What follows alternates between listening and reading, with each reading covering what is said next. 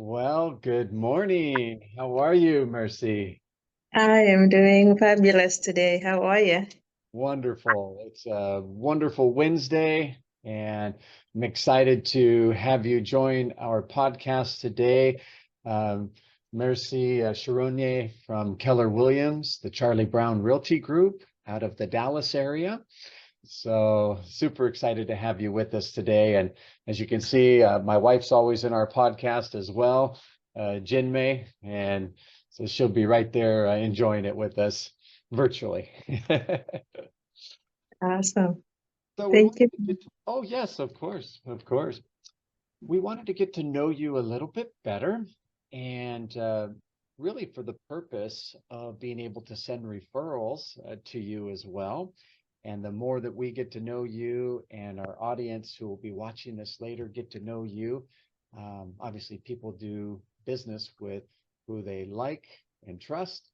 And that's part of the whole reason why we started these podcasts, so that as people relocate to your beautiful area there, we can send referrals and say, hey, we have the perfect realtor for you. In fact, here's a video, here's a podcast, check this out, get to know her better. Does that sound good? That sounds good. Good deal. Well, Mercy, why don't you tell us a little bit about your background in how you came into real estate, how long you've been working in real estate? Sure. So as you have said, my name is Mercie Cheronye, and I'm with Keller Williams, the Charlie Brown Realty Group. Um, as far as my background, I was born and raised in Kenya in East Africa, and I moved to the United States when I was 18, um, which is a few years ago. Um, I didn't start out as a realtor. In fact, this actually is my first year as a realtor. I came to the US and I went to college to be a scientist. I am a medical scientist by trade, I guess. And until a few years ago, about 6 years ago, my husband and I, we were looking for something else, something on the side to do. And we considered real estate investing. We started looking at homes, started a little bit up, bought one and tried to flip it. And I think that's where really my passion for real estate started. I've always loved anything home. I love to do decorating and designing. And having done that, started out that investing kind of deal. It looked to me like it was a perfect field for me, having, the passion for homes and decorating and just, and now having dipped my foot in the investing side. I thought about getting, licensed and selling homes and doing more than just investing. And that's how I kept thinking about it. And then, one day I just got online and did my courses and got my license. And ever since, I haven't stopped. Oh, that's amazing. So it starts with a dream.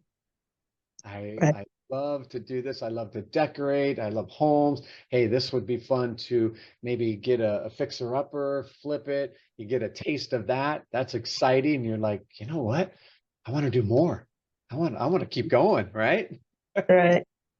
Oh, that's exciting. Well, my wife Jinmei, she really enjoys to decorate as well, and so I can see how me not so much. No, I'd rather be out, in the field and doing things, but she does a great job, and so I can see how you would be very much intrigued by real estate, and then um, did you once you started to get into real estate, I know it's a kind of a fresh start for you right now in this year. Um, what passion, what drive do you have when it comes to real estate and helping people?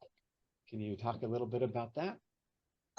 So I really love helping people, and purchasing a home or selling a home, that is a big investment. And, that's a really life-changing for a lot of people. And to be part of that, to be able to help people to make that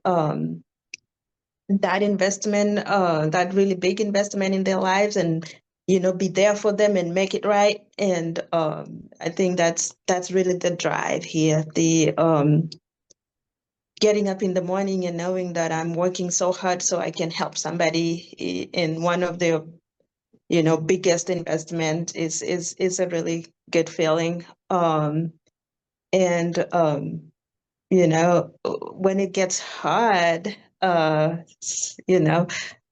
thing that really drives me is the why. Why am I even doing this? Am I doing this just so I can get paid? Am I doing this so I can, so I can have freedom on my end?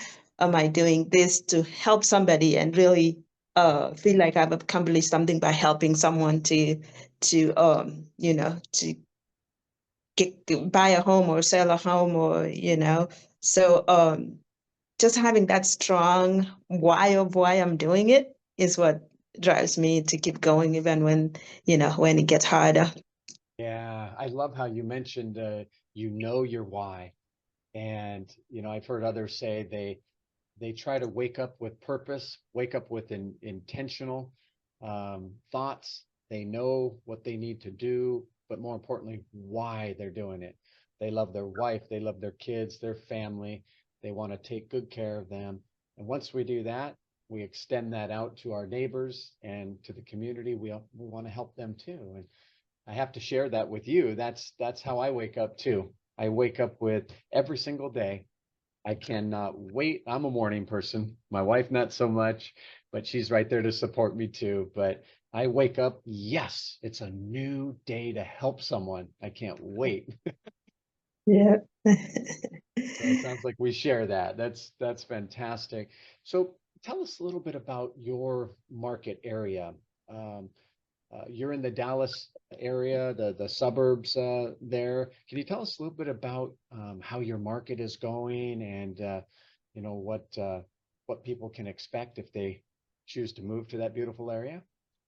I have lived in this area of Texas, the Dallas-Fort Worth area, for 13 years now, and the growth that I have experienced, the growth that has come along in those years, it's tremendous. There is just so much growth here, and it keeps growing. And I feel like we have a lot of people moving in, and there's a lot of stability as far as job market and all that. And I'm thinking that is what kind of drives people to move towards this area. So there's a lot of people moving in, and it's growing a lot, and that's a good thing for real estate. There's a lot of us here, and somebody always need a place to live. And of course, life happens, and somebody always has to move. So I feel like there's a lot of business here. We just have to be very intentional on how we do things. Uh, you know, um, and I really love it here. It's nice and warm. People are nice. We have some good friends out there too, and it's a nice area. The people are nice. Um, in fact, my wife and I are going to be out there in November. Oh, Um, well, yeah, welcome to oh, Texas. yeah. Thank you. Towards the I think November 9th or 10th or somewhere in that range, but coming to visit a couple of our friends and a couple realtor partners too. And you never know. We might have to meet you for coffee and say hi to you while we're out there. We'll have to. We'll have to. You can't go back after you've been that close. I know. We're there Yeah. already. Well, I really appreciate how, you're rolling up your sleeves and you're ready, you're getting to work. And can you tell us a little bit about what does your typical day look like in real estate? What do you do to market yourself and to um, look for people to help? Um, what I do, what my day looks like on a daily basis. Of course, I'm a mother and a wife as well, and those are my priorities. Right. Yeah, Being a wife and a mother, and absolutely. after I have taken care of that, that is my first priority. Of course, God comes first, my family, and then Yes, business, sure. and I really try to be very intentional on my day after I've taken care of my family and what is important. And, I plan my day accordingly. That way I am not missing out on, the most important part of me. So I'm not just running around. So planning has been something that I found that it's really helpful when I plan ahead of time so that um, I have time blocked to do my leads generation, uh, sometimes to do follow-ups and, marketing as well, social media, church groups, organizations. I'm involved with a lot of organizations here. So I try my best to really let people know what I do. I'm not a secret agent. So I That's tell my good. friends, if you are my friend and you don't know what I do, then you really are not my friend because I make it known. Um, yeah, so just, time blocking, being intentional every single day, to reach as many people as I can, to follow up as much as I can, to help out with events and activities throughout the community. And yeah, that's what have been helpful for me. Those sound like all the keys to success. And the um, overall title of this podcast series that I'm doing is called The Mindset of a Champion. What sets you apart? And while there's thousands of realtors out there and there's thousands of loan officers out there, there's usually some things that set us apart from other people. And the things that I've just heard, they're basic things, but you'd be surprised how many people get away from the basics, right? Right. And maybe we hear that term, oh, I just need to get back to the basics. We Mhm. never should have left them, but life happens, like you said. That's And good. sometimes we do get off of our schedule a little bit, but we get back to it, and we get back to it, and then we see success for our efforts. Now, let me ask you this. We 2020 was a tough year for everybody, the world. A Hmm. pandemic hit, and for a lot of us that are self-employed and maybe we're part of brokerages, whatever it may be, um, we felt it. And, perhaps some of our friends too. I know friends that have lost their businesses, restaurants and things like that. And I'm sure you do too. But during this time when we've had a pandemic and we went through just crazy, crazy interest rates shot up like crazy. Applications were at an all-time low. Real estate was suffering, but here we are. We're still here.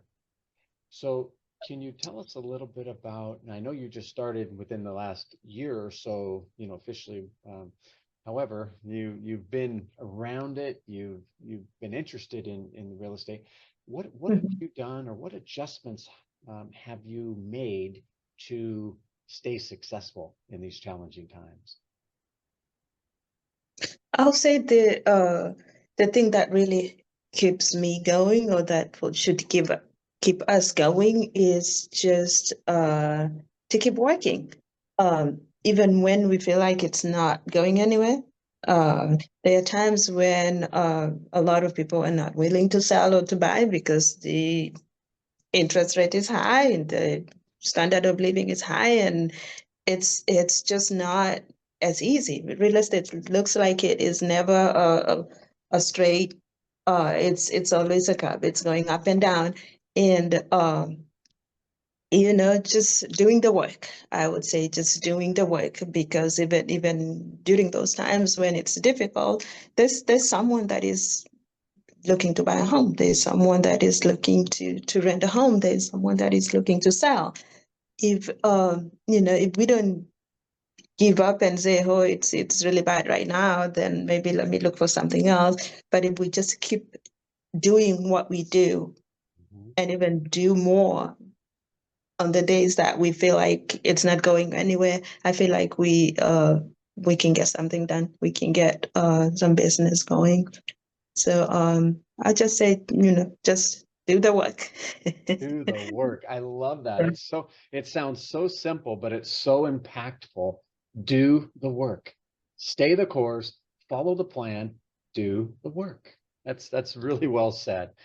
Well, I promised you that we would uh, end with a final, question that will be inspiring to others that will listen to this. And, we've all had friends that maybe they get tired of doing the work. They get worn out and they just want to quit. They're done with this. They real estate, loans, whatever. I need to move on to something else, right? So, what advice would you have for those that may feel I'm done, or maybe feel a little discouraged in their daily efforts? What advice would you have for them to be successful from 2024 and beyond? I would say that if you feel like this is not, it's not working as well as you thought it would be, it's just that there are better days. In Mhm. every field, there would be some days that are not as great, and there will be some days that are better. And even for real estate, there are better days. If you just keep at it,